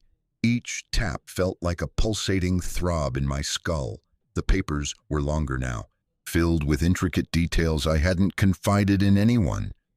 My late-night dark web searches, my simmering anger at Carl, the exact words I'd typed into that ominous form. The figure never spoke, but its palpable judgment was suffocating. A cold, heavy weight that followed me relentlessly into the day. I'd wake up utterly exhausted, my eyes bloodshot, my apartment smelling faintly of ozone, as if something electrical had burned out. I started noticing subtle things out of place. My keys would be inexplicably on the counter instead of their usual hook by the door. My laptop, which I always left securely closed, was open one morning. The screen was dark but noticeably warm to the touch. I hadn't used it the previous night. I checked my browsing history. Nothing unusual, but I couldn't shake the unsettling feeling that someone had been physically present. I purchased a webcam cover and meticulously taped it over the lens. I stopped using my personal laptop for work, strictly adhering to a company-issued one with no administrative access. But the relentless messages kept coming. Emails, texts, even a handwritten note mysteriously slipped under my door that chillingly read, "Intent is enough." I burned it in the sink, watching the edges curl and blacken. I confided in my friend Sarah over coffee one weekend. I didn't tell her every single detail, just that I'd been receiving weird messages and wasn't sleeping well. She frowned with concern, asked if I'd pissed off someone at work.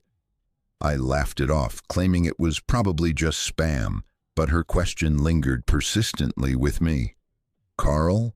He didn't seem technologically savvy enough to orchestrate something this intricate, but I couldn't entirely rule him out. He'd always possessed a knack for getting under my skin. I started watching him more closely, noting how he lingered near my desk, how his conversations with others seemed to drag on endlessly. But he never did anything overtly suspicious, and I had no concrete proof. I considered quitting, but I desperately needed the job. Rent wasn't cheap, and I had student loans to diligently pay off. Instead, I tightened my digital security, new, stronger passwords, two-factor authentication, a fresh VPN. I actively avoided the dark web entirely, deleting every single trace of my research. But the terrifying dreams did not cease. The figure started leaving the papers on the table, its long fingers brushing mine as it walked silently away. I'd wake up with a sudden jolt, my hands tingling uncomfortably, the room unnervingly quiet. I started keeping a knife under my pillow, though I honestly didn't know what I'd do with it. The very idea of confronting something or someone felt utterly absurd, but I simply couldn't sit still anymore. One night, I found a new email waiting for me. "You're not innocent." Attached was a photo of my apartment building taken from the street at night. My window was brightly lit up, revealing a blurry silhouette of me at my desk. Moved the very next day. I didn't disclose my reasons to my landlord, simply paid the penalty and found a new place across town. A cramped studio apartment with bars on the windows. I didn't provide my new address to anyone except Sarah and my boss. I purchased a brand new phone, changed my email address, and stopped using social media entirely. The messages finally stopped, but the terrifying dreams did not. In the new place, I set up a motion sensor camera by the door. It caught nothing but me coming and going, but I meticulously checked the footage every morning, my coffee growing cold as I scrubbed through countless hours of silence. The dreams grew increasingly vivid and intense. The figure was closer now, its breath hot and palpable against my neck, whispering words I simply couldn't make out. I'd wake up with my heart racing uncontrollably, the air in my room thick with that same distinct ozone smell. I stopped drinking coffee entirely. It made me far too jumpy and agitated. I started taking sleeping pills, but they only served to trap me in the horrifying dreams for longer durations. I saw Carl at a team meeting a month later. He didn't mention my absence, just gave me that same familiar smirk. I wondered if he knew, if he was somehow behind it all, but he was far too careless, too loud to orchestrate something this precise and intricate. I started researching digital forensics on my work computer, meticulously looking for ways to trace anonymous messages. I found nothing useful or conclusive. The messages had ceased, but the oppressive weight of them lingered persistently, like an unhealing bruise. I kept working, kept living, but I was always anxiously looking over my shoulder, perpetually waiting for the next one. Sometimes I'd wake up to the sound of my own breathing, too loud and audible in the dark. I'd check the camera, the locks, my phone. Nothing was ever physically there. But last week I discovered a new file on my work computer, meticulously buried in a folder I rarely used. It was a text document containing just one chilling line: "We're still watching." I deleted it instantly, wiped the entire drive, and reported it to IT as a suspected virus. They found nothing at all. I didn't tell them about the dreams, the figure, the unsettling papers. I didn't tell them I still meticulously check my camera every morning, waiting for a shadow that never physically appears, or that I sometimes feel that heavy weight in my chest, even when I'm wide awake, as if something is still perpetually judging me. Story 9. The Cursed Amulet. The package was never supposed to signify anything meaningful. It was a stupid, spontaneous impulse born out of too many beers and a late-night spiral down myriad internet rabbit holes. I was 24 years old, residing in a cramped apartment in Pittsburgh, diligently working a dead-end job at a Connect Solutions Center while I tried to figure out what to do with my English degree.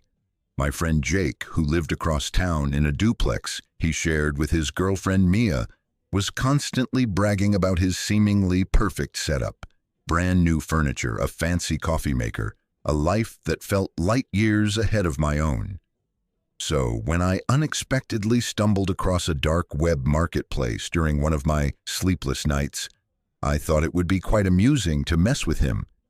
Not maliciously, just a harmless prank to shake his smugness.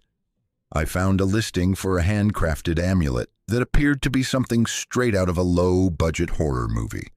It was made of brass, intricately etched with weird, unidentifiable symbols, and cheap enough to justify the joke.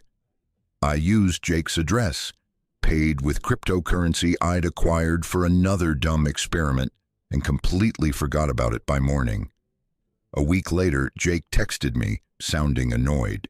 He had received a package with no return address, just a small, padded envelope with my name conspicuously printed on it. I laughed it off, told him it was probably a mix-up, and asked him to hold on to it.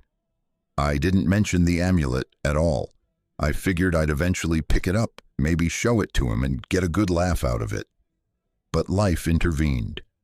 Work, a leaking faucet in my apartment, a string of terrible dates, and I didn't make it over to his place for a couple of weeks. When I finally did go, something felt distinctly off the moment I walked in. Jake's duplex usually smelled pleasantly of coffee or whatever scented candle his girlfriend Mia was currently obsessed with that week. But that day the air was stale, heavy with a faint, pervasive metallic tang like old coins. Jake looked noticeably tired, his usual cheerful grin replaced by tight lips and dark circles under his eyes. Mia wasn't home, which was quite unusual. She was always around on weekends. He led me to the kitchen where the amulet sat conspicuously on the counter, still enclosed in its plastic bag. It was smaller than I'd anticipated, approximately the size of a $50, its surface dull and scratched. The symbols carved into it didn't resemble anything specific, just random lines and curves. I made a joke about it being cursed, but Jake didn't laugh. He said he'd been meaning to throw it out, but he kept forgetting to do so. I told him I'd take it, but he waved me off. He said it was fine right where it was. That night, Jake called me around midnight. His voice was low, as if he didn't want Mia to overhear. He said the power had inexplicably gone out in their house for no apparent reason, just for a few minutes, and when it came back on, the amulet was on the coffee table instead of its previous location in the kitchen. He thought Mia had moved it, but she swore she hadn't touched it. I told him it was probably nothing, maybe he'd moved it himself and simply forgotten. But his tone stuck persistently with me, nervous, almost accusatory, as if he suspected I knew something. I didn't sleep well after that.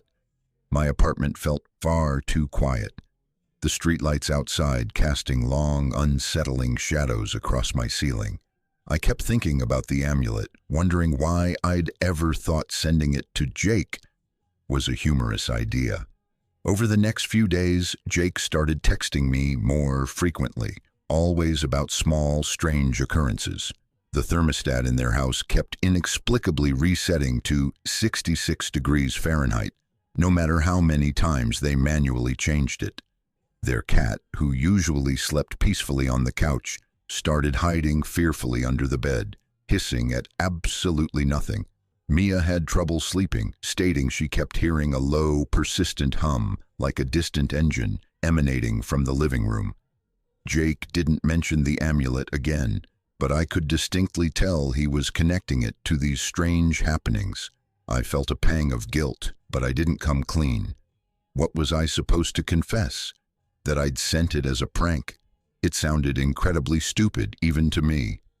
I went back to their place a week later, primarily to see if I could discreetly grab the amulet and put an end to the unsettling weirdness. The metallic smell was noticeably stronger this time, sharp enough to make my eyes water. Jake was jumpy, constantly glancing at the hallway as if he expected someone to walk out at any moment. Mia was in the bedroom napping, which was entirely unlike her usual routine. He showed me the amulet, now positioned on a bookshelf in the living room. He said it kept mysteriously showing up in different places, on the kitchen counter, by the television, and once even on their bed. He tried throwing it in the trash, but the very next morning it was back on the shelf. I forced a laugh, attempting to lighten the heavy mood, but it came out strained and unnatural. I picked up the amulet, expecting it to feel like cheap metal, but it was surprisingly heavier than it appeared, and noticeably warm against my palm. I shoved it into my pocket, told Jake I'd get rid of it permanently, and quickly left before he could ask any further questions. That night, I simply couldn't sleep. My apartment was far too warm, the air thick and oppressively still. I kept the amulet in a drawer, buried beneath old bills and takeout menus, but I could still feel its presence, as if it was actively radiating something. Around 2 a.m., I distinctly heard a faint scratching sound, like nails on wood, coming from the kitchen. I grabbed a flashlight, my heart pounding relentlessly, and meticulously checked every corner of my apartment. Nothing. The drawer was still securely closed, the amulet untouched. I told myself it was the pipes or perhaps merely a mouse, but I didn't truly believe it. I stayed awake until dawn, scrolling mindlessly through my phone, desperately trying to distract myself. I found the dark web listing again, but the page was gone, replaced by a 404 error. The marketplace itself was still accessible, but it felt distinctly different, as if the links had shifted overnight. Jake called me the next day, sounding significantly worse. He said Mia had woken up screaming, claiming she'd seen someone standing at the foot of their bed. just a shadow, gone the moment she turned on the light. The thermostat was inexplicably stuck at 66 degrees Fahrenheit again, and the cat hadn't emerged from under the bed in days. He asked if I'd truly gotten rid of the amulet. I lied. I said I had, but I could clearly tell he didn't believe me. I didn't understand why I lied. Perhaps I was too scared to admit I still possessed it, that I hadn't been able to let it go. I took it out of the drawer that afternoon. Turning it over meticulously in my hands, the symbols seemed sharper, as if they'd been etched deeper into the brass. I wrapped it in a sock, drove to a dumpster located behind a gas station, and threw it in. I didn't look back. Things improved after that, at least for me. Jake stopped texting as much, and when I saw him a month later, he seemed more like his usual self. He didn't mention the amulet, and neither did I. Mia had moved out, though. He said they'd been having arguments, but he didn't elaborate further. The duplex felt empty without her presence, the air still carrying that faint, persistent metallic tang. I didn't stay long. My apartment was fine. No scratching sounds, no weird warmth. I returned to my established routine: work, Netflix, the occasional bar night with friends. The amulet was gone, and with it, the unsettling weirdness. I stopped checking the dark web, completely deleted my ShadowNet browser, and focused intently on my job.